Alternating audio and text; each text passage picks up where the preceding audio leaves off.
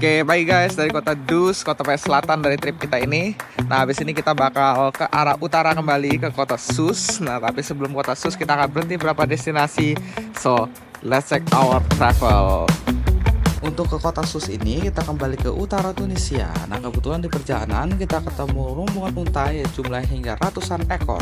Oke guys, kita halfway menuju jalan ke kota Sus dari kota Dus. Nah, di tengah jalan itu kita ketemu pengembala unta. Nah, ini adalah unta-unta dari para pengembala unta di wilayah Tunisia Selatan. Nah, jadi unta-unta itu dibiarin bebas kayak gitu. Nah, dia makan rumput-rumputan kayak gini. Nah, jadi dia nggak ada rumahnya. Unta itu dibiarin bebas. Nah, nanti pengembala itu yang dia menjaga sekitar sana. Melanjutkan perjalanan, kita singgah sebentar di kota Matmata, yaitu kota asli dari orang Tunisia Selatan yang menggali rumahnya di sekitar gua-gua menjadi tempat tinggalnya. Oke guys, first stop ke Sus, yaitu ke Matmata, untuk rumah asli orang suku Amazigh atau Berber. Nah, ini adalah rumah dari suku Berber di Tunisia. Nah, dia bentuknya kayak menggali goa gitu, kayak begini. Nah, jadi semacam kayak tanah lalu digali, jadi tinggal dalam goa gitu. Nah, kita akan coba masuk ke dalam. Ini adalah bentuknya kayak gua digali. Sepertinya ruang tamunya dia ada karpet, lalu ada alat tenun. Nah, ini adalah ruang tamunya. Nah, kita masuk ke dalam lagi. Dan ya, ini adalah pelataran dari rumah orang Berber. Nah, banyak jendela-jendelanya, kamar-kamar. Jadi orang Berber itu salah satunya dia bersembunyi dengan membuat rumah-rumah gua seperti ini. Masuk sini nih rumahnya nih, kamar-kamarnya masuk aja. Kamar-kamarnya masuk aja. Ini bisa sini Ya. kamarnya. Ini adalah salah satu contoh kamarnya. Nah, kita akan coba masuk ke dalam. Ya.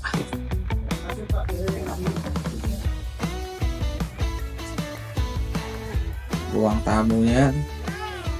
Ya, jadi kalau misalnya Matmata ini tempatnya masih ditinggalin ya. Ini ada orang asli yang tinggal di sini. Nah, ini coba masuknya sangat sempit, jadi kita harus sedikit nunduk masuk ke dalam. Nah, ini kasur dari suku Berber. Nah, ini adalah selimutnya dari kulit domba. Nah, kita akan coba keliling satu-satu dan ngecek rumah suku Berber ini.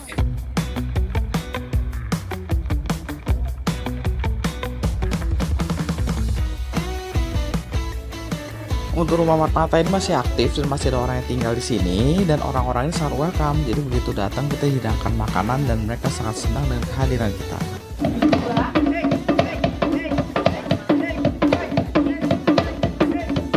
Dari kota Matmata kita melanjutkan perjalanan kita ke utara ke kota berikutnya, yaitu kota Elgem. Di kota Elgem kita akan melihat amphitheater salah satu terbesar di dunia, yaitu Amphitheater Elgem. Kalau pernah dengar nama amphitheater, pasti kenalnya adalah Colosseum Roma.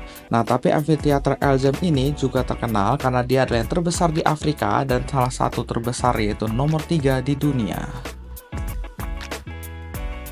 Oke guys, nah salah satu perbedaan dari Colosseum Elgem ini, kita bisa naik ke atas ya. Nggak kayak Colosseum di Roma yang udah nggak bisa naik ke atas. Nah, tanda naik ke atasnya masih original.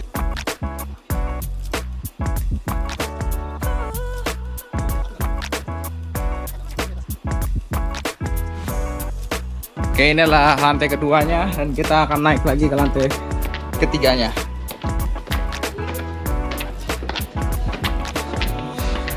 Langkah kakinya harus agak lumayan karena tangga di orang zaman dulu itu emang gede-gede gitu ya. Nah, ini view dari lantai 3. Nah, ini kita bisa melihat lapangannya, tempat dulu manusia dan singa diadu.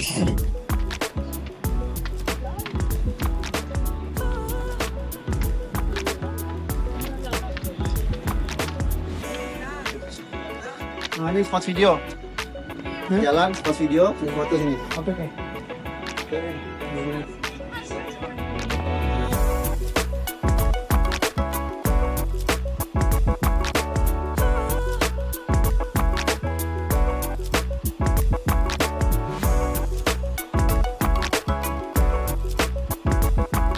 atas kita bisa melihat keindahan arsitektur dari Amphitheater Elzem ini, dan kalian tidak akan percaya bahwa ini dibangun di tahun 238. For the record, Amphitheater Tunisia ini adalah salah satu yang paling orisinal dan belum pernah direnovasi secara major. Walau begitu, Amphitheater ini masih sangat utuh dan masih memiliki arsitektur yang sangat indah seperti ini.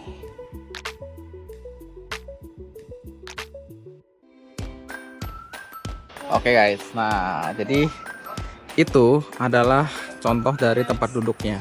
Jadi dulu tempat duduk penonton itu seperti itu. Nah, kalian lihat yang itu, yang hitam-hitam, yang sudah ya kusam, runtuh itu, kayak atap itu. Nah, itu sebenarnya adalah tempat duduk originalnya. Nah, jadi tadinya Colosseum dari Elzem ini nggak sekecil ini ya guys. Nah, jadi tadi itu gede, tinggi, sampai setinggi itu. Nah, dia full.